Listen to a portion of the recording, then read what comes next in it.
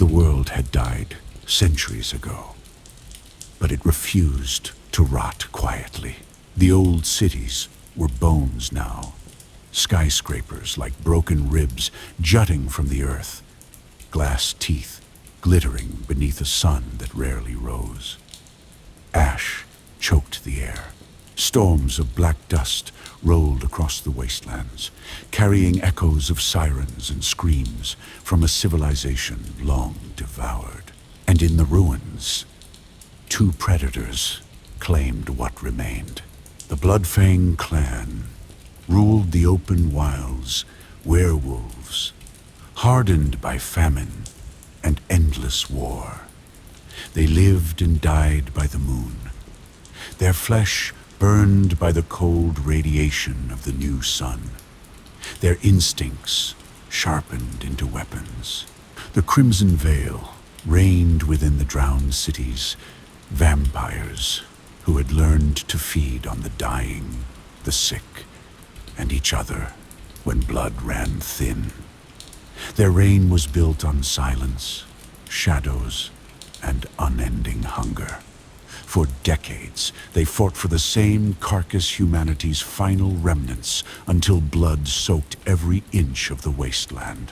Lyra crouched by the campfire, her hands slick with another man's blood, not an enemy's one of her own. The boy had been torn open during the last ambush, a vampire's claws splitting his ribs like paper.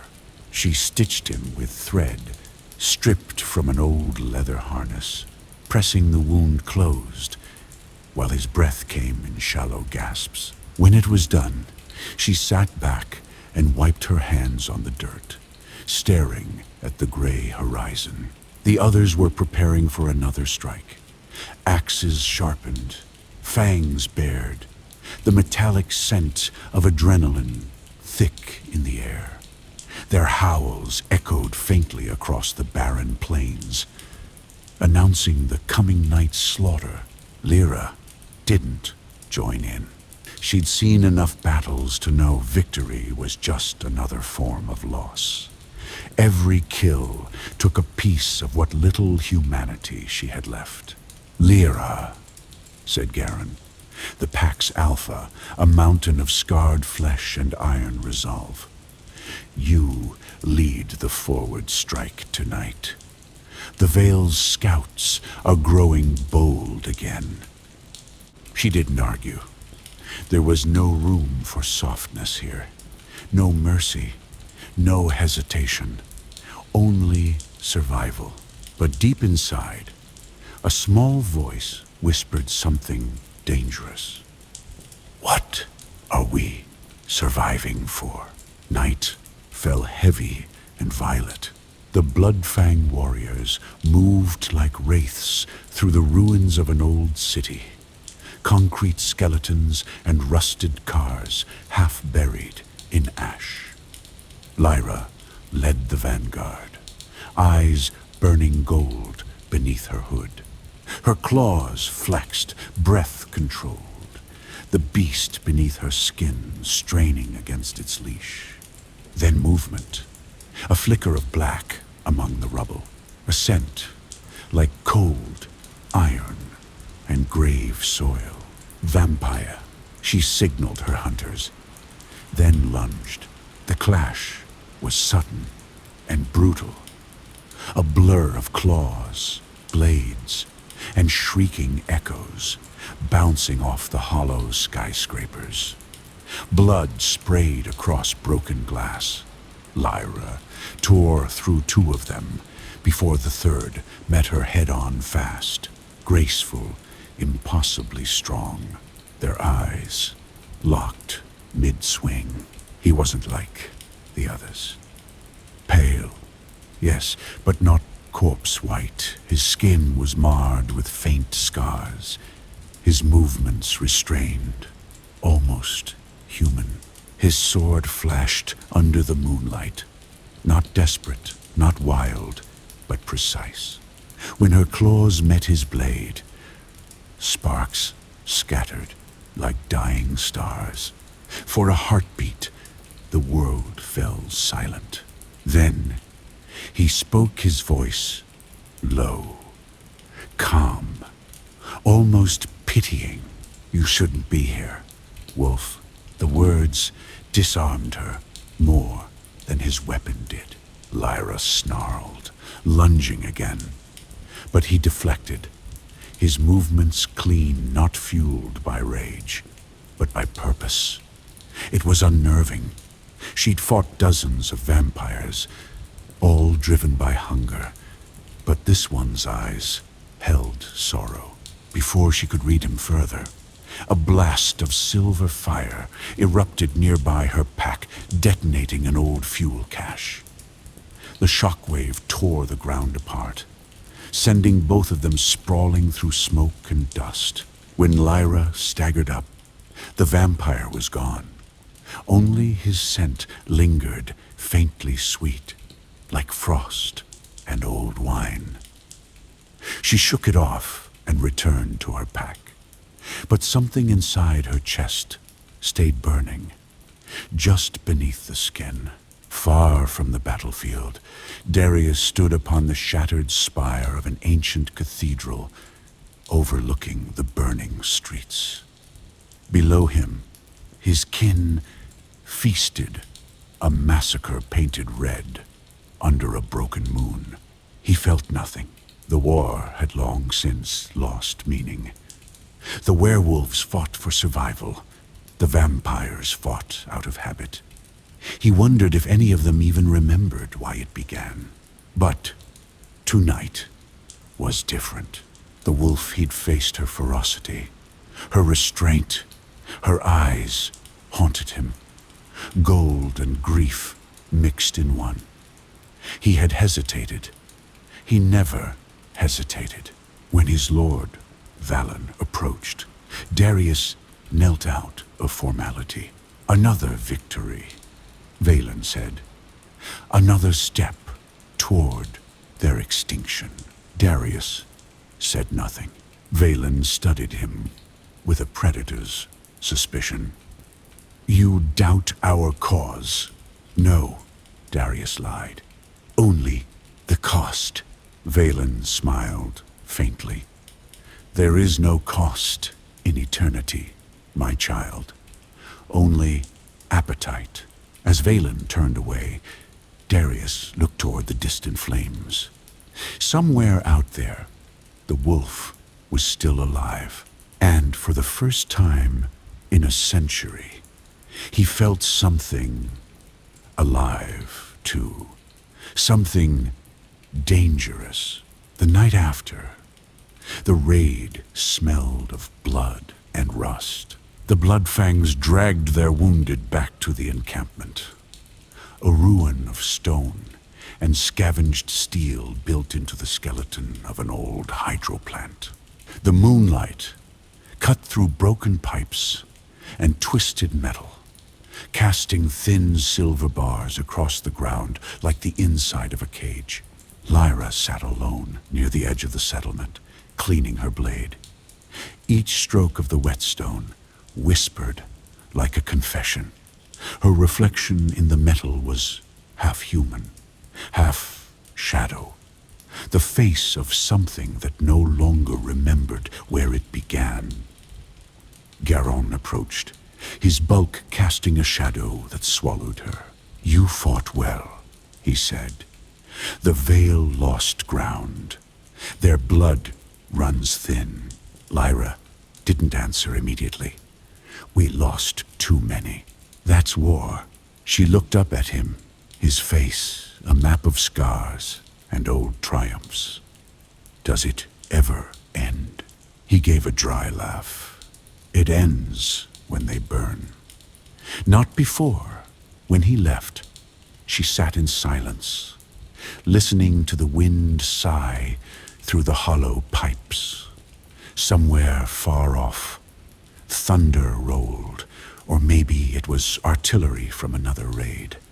Lyra's hand drifted to her shoulder, where a faint cut still bled sluggishly. The vampire's sword had grazed her there, clean, precise. Even now she could smell his scent on the wound. Cold, metallic, but underneath there had been warmth. She flexed her claws, hating the confusion curling in her chest. She was a warrior, a blood fang trained to hunt the veil without hesitation. Yet for the first time, she'd looked into one of their eyes and seen something she couldn't name. She didn't know if it was mercy or damnation. Days passed. The war dragged on, a grim rhythm of night raids and dawn burials. The pack grew restless, whispers of betrayal, hunger, and despair gnawing at the edges of loyalty. Lyra avoided the others more often, drawn to the outskirts of their territory, the places the moonlight didn't reach. The ruins felt quieter there, untouched by clan scent. That's where she found him again. It was near the remains of a subway station, half collapsed beneath the earth. The air was thick with damp dust and the ghosts of old fires. She caught the scent first, that same cold, iron sweetness, and every muscle in her body tensed. Her hand went to her blade, but before she could move, his voice drifted through the dark. "You tracked me." She turned. He was standing in the half-light, his armor torn, one arm bound with a strip of cloth. His sword was sheathed, though the way he stood said he didn't need it. Lyra's voice was a growl. "You were careless, or maybe," he said softly. "I wanted to be found." The air thickened between them. She should have struck, should have torn him apart and hung his bones on the wall of their den like a trophy. But she didn't move. Instead, she said, "What are you doing here, Leech?"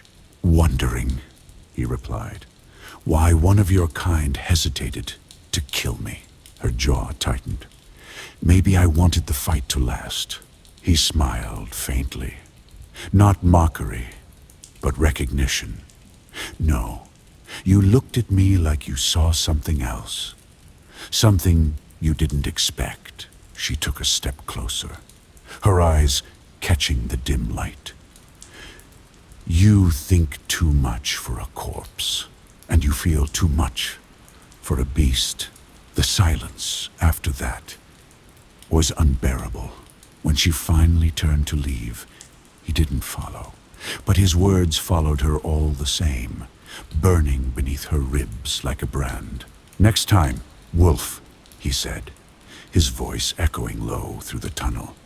"If you mean to kill me, make sure you want to." The ruins of the old subway tunnel smelled of wet stone and rot, a faint tang of iron that clung to her skin. Lyra moved silently, as always, her claws sheathed and senses flaring with every shift of shadow. The pack had grown restless after the last raid. Whispers of disobedience and failure twisted through the encampment like smoke. She could feel their eyes, sharp and accusing, even when they weren't looking at her. And yet, none of that mattered when she moved beneath the city, alone toward the place where he waited. Darius had chosen the tunnels deliberately, safe from the bloodfangs, safe from his own kin, and yet the air carried the faint, unavoidable warning of danger. Every metallic scent, every faint echo, reminded her she was trespassing in a predator's domain. When she stepped into the chamber beneath the collapsed station, he was already there, leaning against a fractured wall. The faint light from a broken vent glinted off his pale skin and blood-dark hair. His sword lay at his side, but she could see the ease with which he could seize it, move like a shadow, and strike her down in a heartbeat. "You came," he said, voice low, careful. "I didn't know if I should," Lyra admitted. keeping her claws ready, though she didn't unsheath them. He tilted his head, a faint, almost imperceptible smile tugging at the corners of his lips. And yet you did.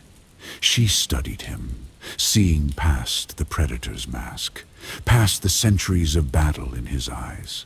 For a moment, the world outside the pack, the war, the dead she had left behind, fell away. "You're reckless," she said, finally breaking the silence. "Or maybe," he replied softly, "so are you." They circled one another without moving, a predator dance born of instinct and curiosity. Lyra could feel the tension in the air, like static before a storm, and it set every nerve on fire. There was danger here, and she wanted it. "I shouldn't be here," she muttered. "No," he agreed, "but you are. Which means you want this, even if you don't know it yet." Over the next nights, the meetings became ritual. Lyra moved through the ruins with the silence of a ghost, her heart hammering with a thrill she could not name. She and Darius did not speak of the war or their clans. Words would have poisoned them. Instead, they moved through the abandoned stations and tunnels, sharing fragments of their worlds. A scar, a story, a fleeting glance. Each moment was electric, the air around them charged with a dangerous intimacy. Lyra found herself confiding in him, though she would never admit it to anyone in her pack. She spoke of the endless hunts, the smell of decayed forests, the way blood clung to her clothes long after battle. Darius listened, not with patience, but with understanding. He, too, had been forged by centuries of war, and his curiosity about her life, her choices, her feral spirit, had grown into something more potent than desire. "You should not let anyone see you," he said one night, the orange glow of a fire from a distant ruined building throwing shadows across his face. "If they knew, both our lives would be forfeit." Lyra's jaw tightened. "I know." She looked away, toward the faint outline of her pack patrolling the horizon. "But it feels alive. Talking to you." Darius stepped closer, close enough that the heat from his body brushed hers. "Then we steal what life we can, even within his own clan." Darius felt the tension of their forbidden bond. His father, Lord Kaelric, demanded obedience, brutality, and unwavering loyalty. The younger vampires had no patience for hesitation. To be seen with a bloodfang was unthinkable, a betrayal punishable by death. Yet, when he saw Lyra in the ruins, he felt alive in a way that defiance and bloodshed had never given him. Every cautious step he took around her, every measured word, was a gamble against centuries of ingrained instinct. Sometimes he imagined her in the sunlight of a world that no longer existed, running free without claws, without packs, without death chasing her. It was impossible, and yet he could not stop the image from burning itself into his mind. Tea came without warning. A storm had rolled across the city, the rain thrumming against fractured concrete like a drum of the apocalypse. They had taken shelter in a collapsed subway car, water dripping from the roof, pooling in shallow puddles around their feet. Lyra's teeth scraped her lip as she tried to keep her hands to herself. "We shouldn't." "Why?" he murmured, tilting his face toward hers. "Because it's wrong." "Because," She swallowed, trying to find words beyond her racing heart. "We'll be hunted if anyone sees us." His hand brushed hers. The touch was soft, almost casual, but it lit her skin like fire. "Then we will be careful." Their lips met in a brief, fierce kiss, a collision of instincts and desire, longing and fear. It was too much, and not enough, leaving them both trembling and wanting more. The storm outside raged, but inside the ruined subway, a small, dangerous warmth spread between them. Lyra pulled away first, her chest heaving. "We can't. Not yet." "No," he agreed. "But we will find moments, no matter the cost." Days turned into weeks. The war continued, brutal and unrelenting. Both sides suffered losses, and the ruins of the city were soaked in blood. Lyra's pack grew suspicious of her frequent absences. Yet, she could not stop herself. She did not know why, exactly whether it was the danger, the defiance, or the strange, forbidden pull of Darius's presence, but she found herself returning, night after night, and Darius, despite the weight of his father's expectations and the centuries of training that had hardened him, did the same. Each meeting was a pact, unspoken and dangerous. Survival against the world, secrecy against their own nature, and a bond neither of them could resist. But the shadows whispered of betrayal, and every stolen night was a countdown.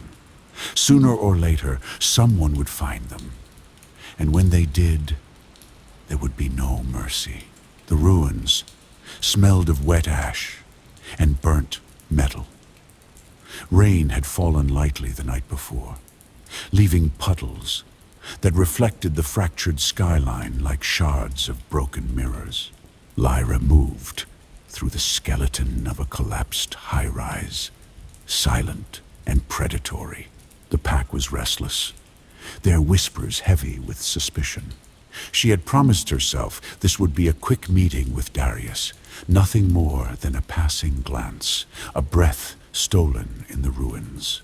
But when she reached the spot they had claimed as their hidden sanctuary, she found him already waiting. "Late," he murmured, eyes scanning the shadows. "I didn't want to be followed," she replied, keeping her voice low. Darius's lips twitched in a faint, knowing smile. "Then we need to move, quickly." Before they could step further, a low growl rolled through the air. Lyra froze. From the darkened alley beside the ruined plaza, two of her pack emerged, young, reckless, and unaware. They had caught the scent of her absence, of her bond with the vampire. Their eyes widened when they spotted Darius standing there. "Lyra," one hissed, claws flexing. What is that?" Her heart hammered. "Go back," she commanded, voice sharp. Now the wolves hesitated. Their instincts warred with their obedience. The taller one, Ferran, snarled. "You're with him! You're—" His words faltered, accusation, fear, disgust. Darius moved first, fast as shadow. He didn't strike them, not yet, but the pressure in the air shifted, and Lyra realized how easily he could. The younger wolves stumbled back instinctively, claws scrabbling against concrete. "I said leave," she barked, stepping forward. Ferran lunged. Instinct overrode caution.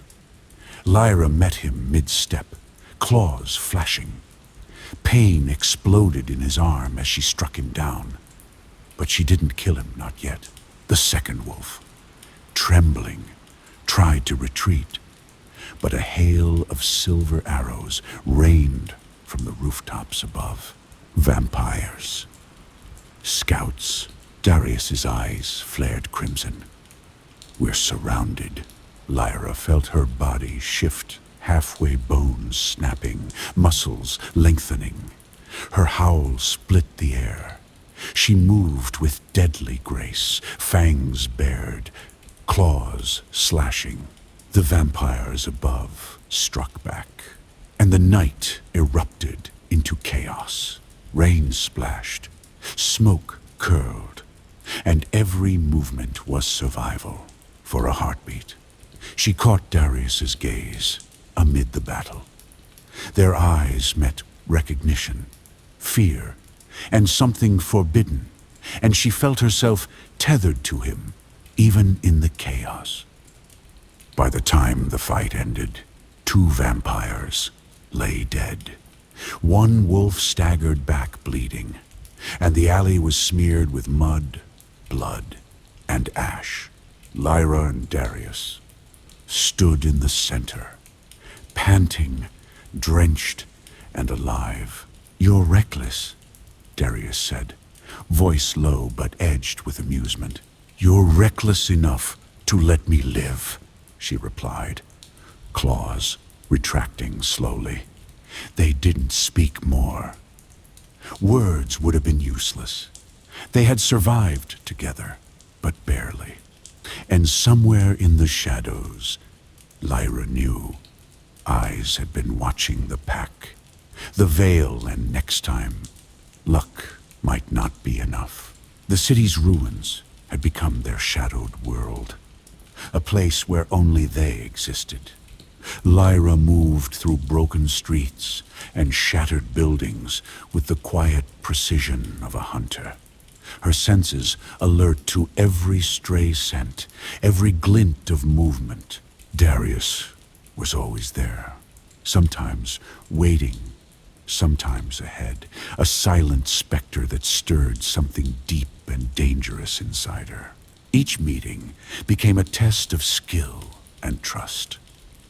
They stole moments in the ruins, moving through places where the sun never reached, where no pack or vampire dared tread. Their hands brushed over cracked stone. Their whispers passed over the remains of a civilization. The rain dripping from rusted beams above them. It was intoxicating. "You're changing," Darius murmured one night as they perched atop a collapsed viaduct, the wind biting their faces. "You're not just surviving anymore. You're alive, in a way the pack fears." Lyra turned, meeting his crimson gaze. "Alive, or cursed?" Her claws flexed beneath her gloves. "Every time I'm with you, I feel like I'm betraying everything I am." He reached for her hand. The touch was soft, deliberate, grounding. "Then let it be a betrayal worth dying for." She wanted to argue, wanted to run, but the pull between them was too strong. The world around them, ash, ruin, death, faded into a blur of heartbeat and heat. Weeks passed, and the war raged on. The Bloodfangs grew suspicious. Lyra's frequent disappearances, her distracted focus during hunts, whispers of a secret she carried alone, all began to gnaw at the Alpha's patience. One evening, as she returned from a clandestine meeting, she found Garon waiting. His shadow fell over the remains of the encampment like a noose. "You've been gone too long," he said. His voice was calm, but the underlying threat made her skin crawl. "Where were you?" Lyra's mind raced. She weighed truth against lies. "Patrolling the perimeter," she said finally.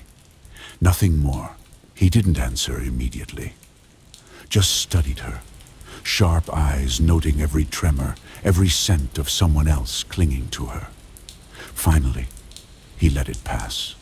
For now, but she knew. Suspicion was a blade that never dulled. One night, the city was washed in storm. Rain pounded the streets, turning ash to sludge, soaking everything in shadow and cold. Lyra slipped into the tunnels for what she thought would be a brief encounter with Darius. He was waiting in the low light of a collapsed subway station. His hair clung to his pale face, and his eyes burned like coals against the gloom. "You risked everything to be here," she said, keeping her voice low, teeth clenched. "I would risk more," he replied, stepping close enough that their shoulders brushed. "For you," she shivered, "not from cold. We can't. We shouldn't. If anyone knew, I know." His hand cupped her jaw, firm and warm. "Which is why we'll be careful. But tonight, we take what we can." And they did. Moments of stolen tenderness, kisses pressed into shadow, whispers lost among dripping water, and distant thunder. Each second was a rebellion against the world and their clans. It was inevitable. A blood-fanged scout had begun following Lyra, catching glimpses of her scent trailing into forbidden ruins. A crimson veil sentry, equally curious, had seen a shadow move too gracefully, and Darius's presence was no longer invisible.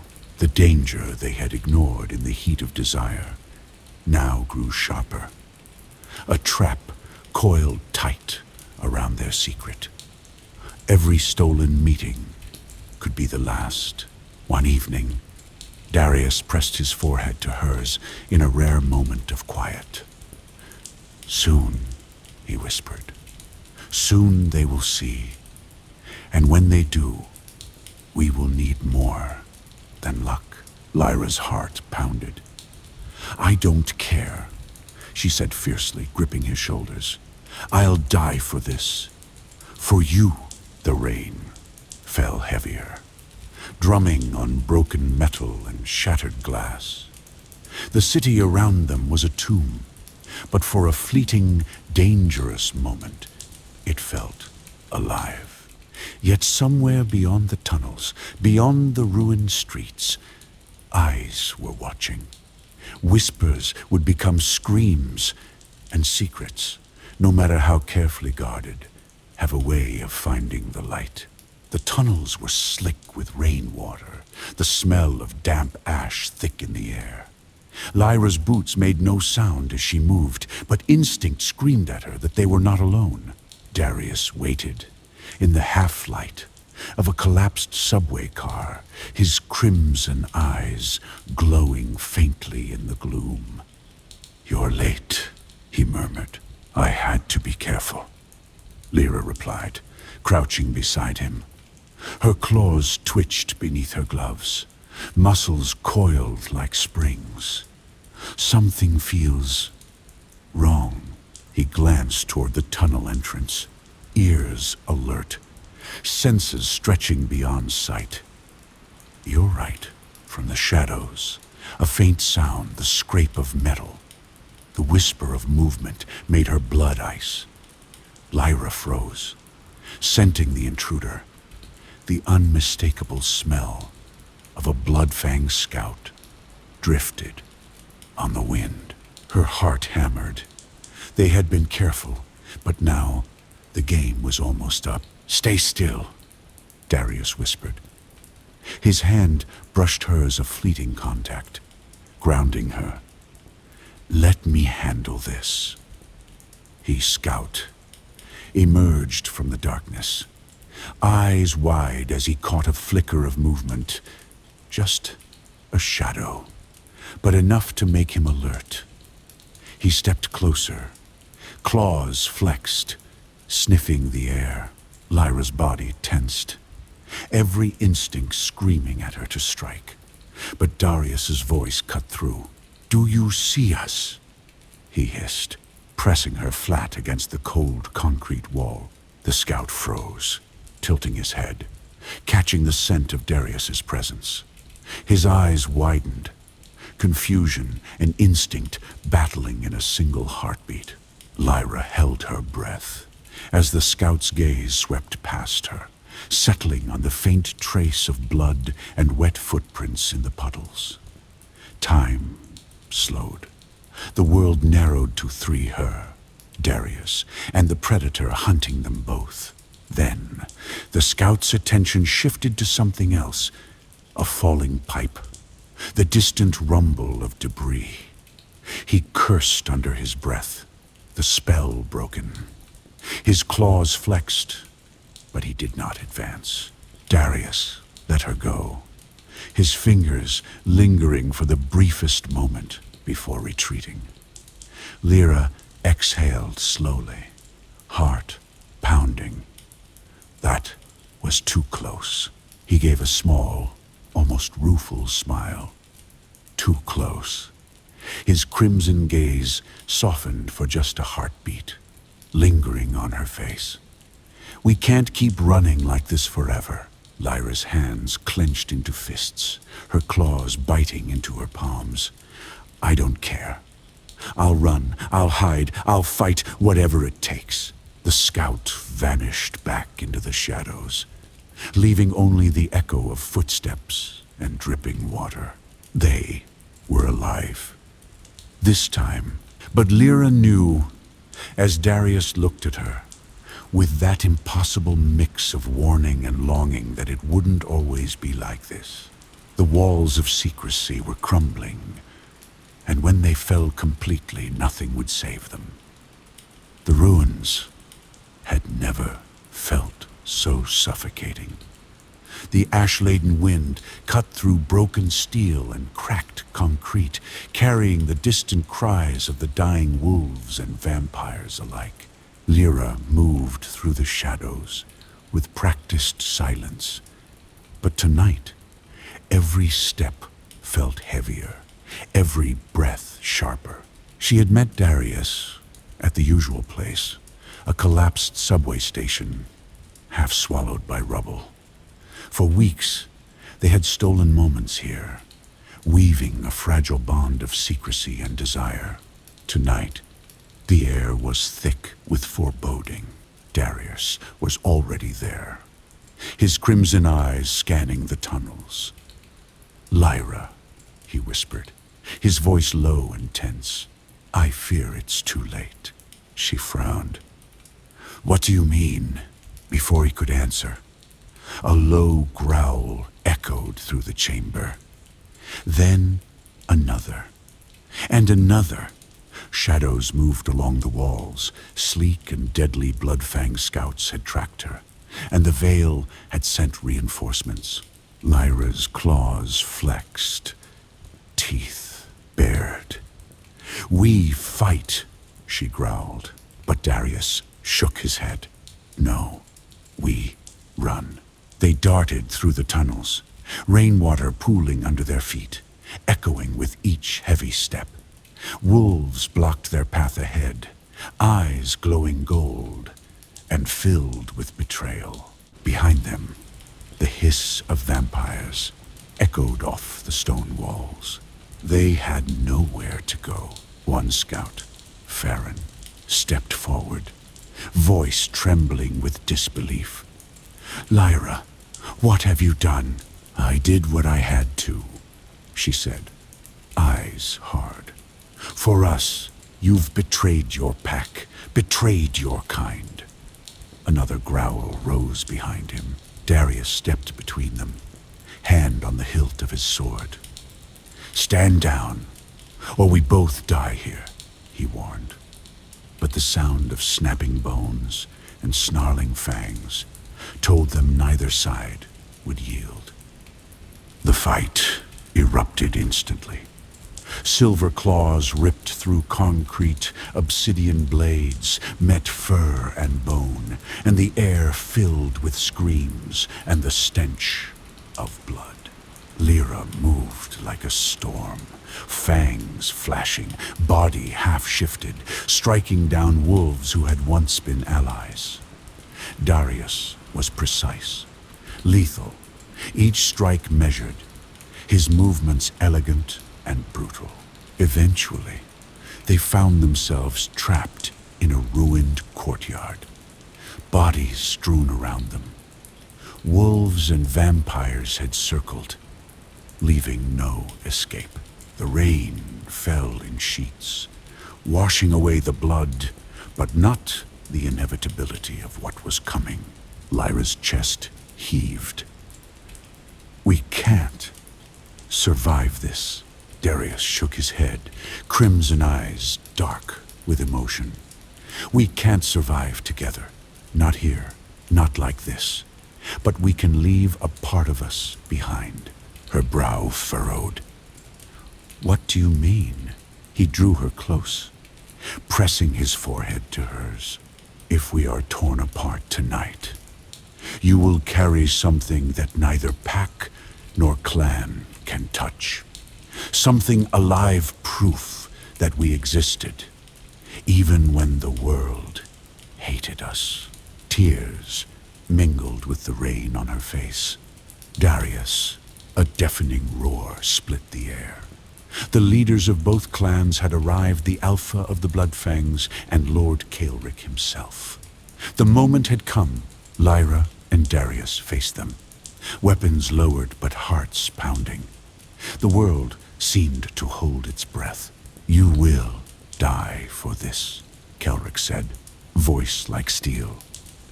"Both of you." Ronan's claws dripped silver. "Traitor." He spat at Lyra. Darius gripped her hand.